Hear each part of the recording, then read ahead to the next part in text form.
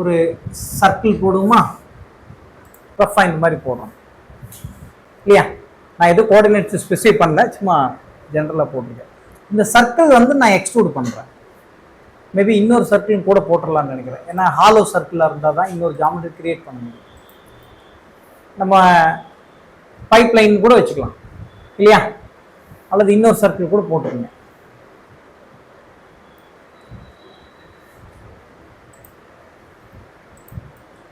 இப்போ இது வந்து பைப்பு, இது வந்து இன்சுலேட்டர் போட்டுட்டு இங்கே என்ன பண்ணும், மாடலிங் போயிட்டு எக்ஸ்ட்ரூடில் இந்த லென்த்தை நம்ம டிஃபைன் பண்ணிக்கலாம் இல்லையா? இப்போ இந்த மாதிரி இருக்கு இல்லையா? ஸோ இது ஒரு சாலிடு, இது உள்ளுக்குள்ள ஒரு சாலிடு. இன்டர்மீடியட் வந்து எனக்கு மெட்டீரியல் கிடையாது, மெட்டீரியல் வந்து இல்லை. அப்போ என்ன பண்ணணும்னா, there is a solid pipe, இன்டர்மீடியட்ல வந்து ஒரு ஃப்ளூயிட் ஃப்ளோ ஆகுது, அதுக்கப்புறம் ஒரு சாலிட் மெட்டீரியல் இருக்கு. அப்ப இந்த ஃப்ளூயிட் ஃப்ளோ ஆகும் இல்லையா, நான் எப்படி டிஃபைன் பண்றேன்? எனக்கு பண்ண தெரியாது இல்லையா?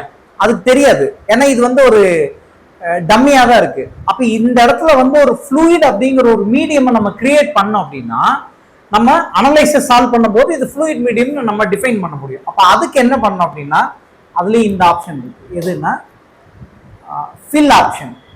இந்த ஃபில் ஆப்ஷன் போயிட்டு என்ன பண்ணணும்னா, எதை ஃபில் பண்ணுமோ அந்த இடத்த மட்டும் கண்ட்ரோல் பிடிச்சிட்டு சர்ஃபேஸ் செலக்ட் பண்ணிட்டீங்கன்னா, செலக்ட் ஆகலையா, ஆயிடுச்சு இல்லையா?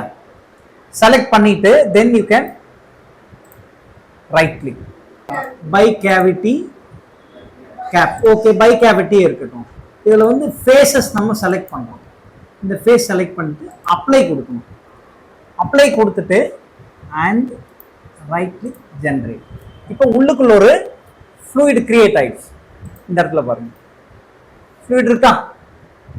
அப்புறம் என்ன பண்ணோம்னா, இந்த பூலியன் ஆப்ரேஷன் யூஸ் பண்ணி, இங்க இருக்கு பாருங்க பூலியன் ஆப்ரேஷன் இல்லையா, இதை யூஸ் பண்ணி என்ன பண்ணோம், இந்த ஃபில் ஆப்ஷன் வந்து இந்த பைப்புக்குள்ளேயும் போகாம இதுல இருந்து இதை செப்பரேட் பண்ணிக்கணும்.